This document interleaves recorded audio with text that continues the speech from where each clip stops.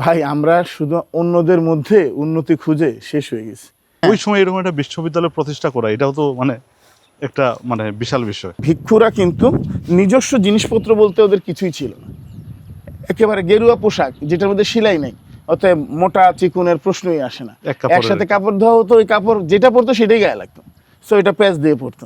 আর এই যে কক্ষটা আপনারা দেখতে পাচ্ছেন, এই কক্ষটা থাকার জন্য আমাদের এখনকার সময় মনে হবে এত ছোট, কিন্তু আসলে তো শুধু ঘুমায় ওনার উপাসনা মন্দিরে আর ডিসকাশন এই চত্বরগুলিতে গুরুর সাথে। সো তারা তো একটা ধ্যান জ্ঞানের মধ্যে আছে, তাদের এই জ্ঞান নাই যে আমার একটা আলমারি কিনতে হবে, আমার 5টা পোশাক কিনতে হবে, আমার নিজের কি রইলো। ওরা কিন্তু একটু মাটি থেকে একটু উঁচুতে ঘুমায়, কিন্তু বিছানায় ঘুমায় না। এটা হচ্ছে বুদ্ধদের আর্লি জীবন আচরণ, প্রাচীন সময় এইভাবে করতো। সৌরভ ভাই, আসসালামু আলাইকুম। ওয়ালাইকুম আসসালাম। আজকে তো চলে আসলাম এই যে কুমিল্লার ময়নামতিতে।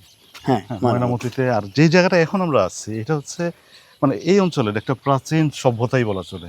অবশ্যই অবশ্যই। যেটা হচ্ছে এই শালবন বৌদ্ধ বিহার। এবং এই সভ্যতাটা কিন্তু শিক্ষা কেন্দ্রিক।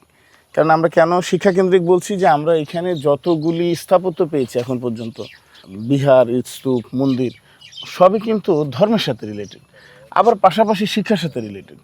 যেমন আমরা এই অঞ্চলে অনেকগুলি বিহার পেয়েছি। বিহার আসলে খুব সিম্পলিফাই করে বললে বিহার আসলে একটা বিশ্ববিদ্যালয়। তো বিহার কি কোনো উপাসনালয় না? বিহার উপাসনালয়, বিহার বিশ্ববিদ্যালয়, দুইটাই। হ্যাঁ। কিভাবে? প্রথম কথা হচ্ছে, যেহেতু বৌদ্ধদের প্রতিষ্ঠান, বৌদ্ধ ভিক্ষু এবং তাদের শিষ্যরা, ভিক্ষুরা এবং তাদের যে ভান্তে বা তাদের যারা পুরোহিত বলা যায় বা যাদের থেকে তারা জ্ঞান লাভ করে, তাদের একটা প্রতিষ্ঠান। তাহলে এটা বৌদ্ধ চর্চা কেন্দ্র, কেন্দ্রীয় মন্দির আছে, তার মানে পূজা অর্চনা হয়। সিমেন্টিয়াসলি ওই সময় কিন্তু আলাদা করে কোনো শিক্ষা প্রতিষ্ঠান নেই। এই বৌদ্ধ বিহারগুলিতেই মানুষ শিখে। এখন এমন নয় যে এখানে শুধু ধর্ম নিয়ে কথা হচ্ছে, এখানে দর্শন নিয়ে কথা হয়, নৈতিক শিক্ষা নিয়ে কথা হয়। তো এগুলি তো আমাদের সময় এসে সাবজেক্টে রূপান্তরিত, সবকিছু নিয়ে জ্ঞান। হ্যাঁ, এই যে বৌদ্ধ একজন ভান্তে, সে তার জানা জ্ঞানটা, তার লব্ধ জ্ঞানটাই তো সে দেয়।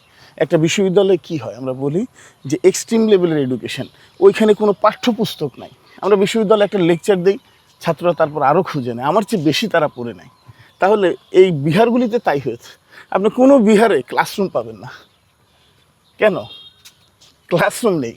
কারণ এক একটা বৌদ্ধ ভিক্ষু ছাত্রদেরকে নিয়ে স্টাডি করে। এটা সময় নাই।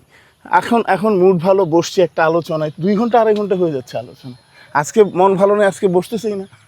তো এই যে এডুকেশনটা, এইটাই তো আমরা বলি পিএইচডির সময় কী করে, সুপারভাইজারের ছাত্র বসে বসে সুপারভাইজারের কথা শুনে, সুপারভাইজার অনেকগুলি বিষয় বলে, নোট ডাউন করে, সেগুলি আবার উত্তর খুঁজে দেখার চেষ্টা করে। তো এইভাবে যদি চিন্তা করেন, তাহলে 7th সেঞ্চুরিতে বিশেষ করে পাল, উত্তরবঙ্গে পাল এবং দক্ষিণবঙ্গে দেবদের সময়, এর আগে থেকেই ধারাবাহিকতা ছিল, কারণ আমরা ভাসু বিহার পাচ্ছি, হ্যাঁ, বৌদ্ধদের বিকাশটা এখানে আমরা দেখছি। কিন্তু এই সময়টাতে 7th সেঞ্চুরি থেকে 12th সেঞ্চুরি পর্যন্ত আমরা রাজক্ষমতায় যেমন বৌদ্ধ শাসকদের দেখি, পাশাপাশি কিন্তু শিক্ষার ব্যাপক বিকাশ হয়েছে ওই সময়তেই। শালবন বিহারের প্রত্নতাত্ত্বিক ইতিহাস মূলত খনন কার্য, স্থাপত্য, শিলালিপি, সিলমোহর, মুদ্রা এবং অন্যান্য প্রত্নবস্তুর উপর ভিত্তি করে পুনর্গঠিত হয়েছে।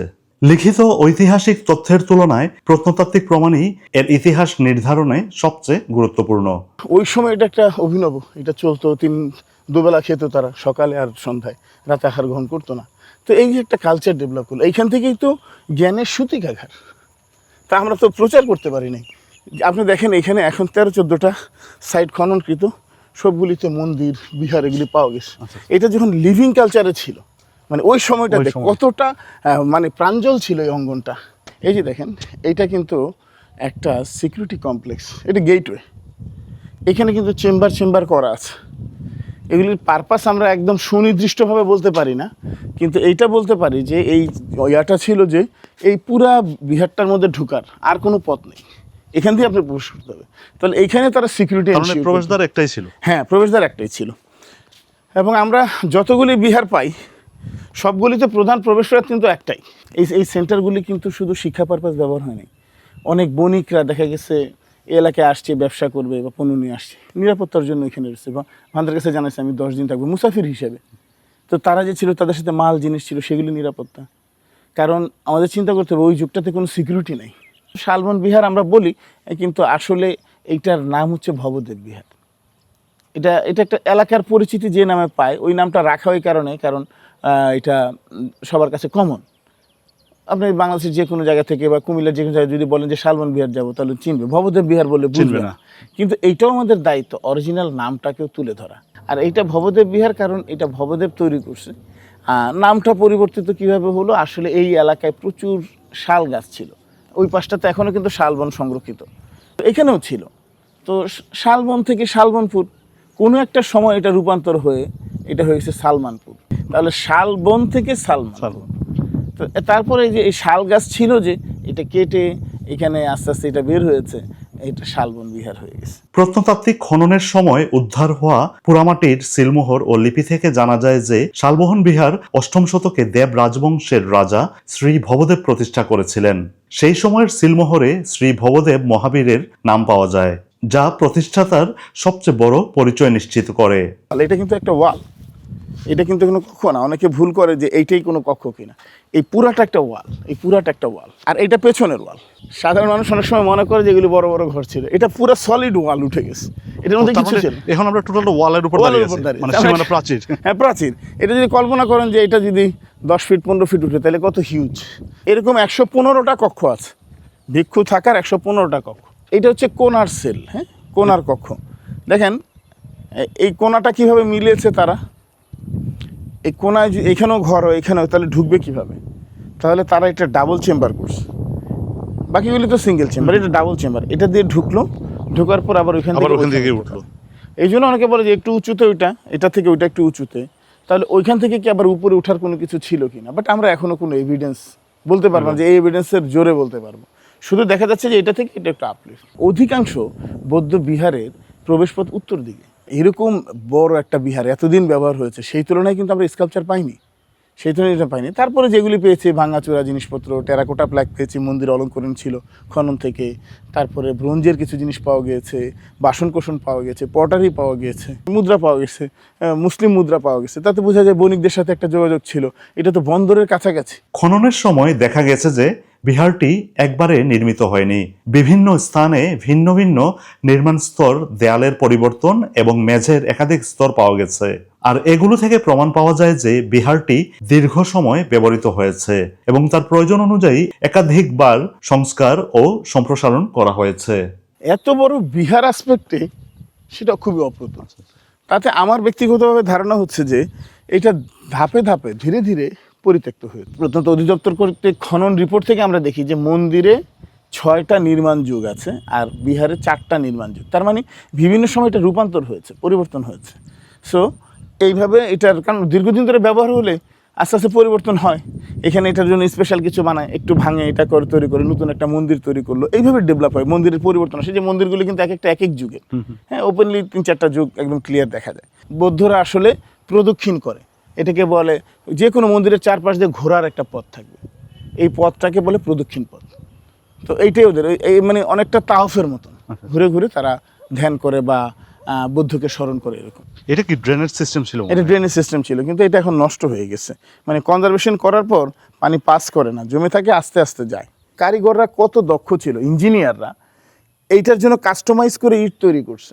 আচ্ছা আচ্ছা। মানে ওই ইটটা কিন্তু সোজা না, ওই ইটটা বাঁকা। মানে এই যে একটা গোল তৈরি করবে, এই গোলটা তৈরি করতে গেলে যদি এখানে 50টা ইট লাগে সামনের গোলে, সিরিয়ালি তো আসলে গোলটা বড় হবে। এই ইটগুলি কতটা অ্যাঙ্গেলে তৈরি করলে এই গোলটা মিলবে, সেইভাবে তারা কাস্টমাইজ করে ইট। প্রথমে এটি একটি সাধারণ বৌদ্ধ বিহার হিসেবে নির্মিত হলেও পরে কেন্দ্রীয় মন্দিরের সম্প্রসারণ, নতুন উপাসনা কক্ষ এবং অন্যান্য স্থাপনা যোগ করা হয়।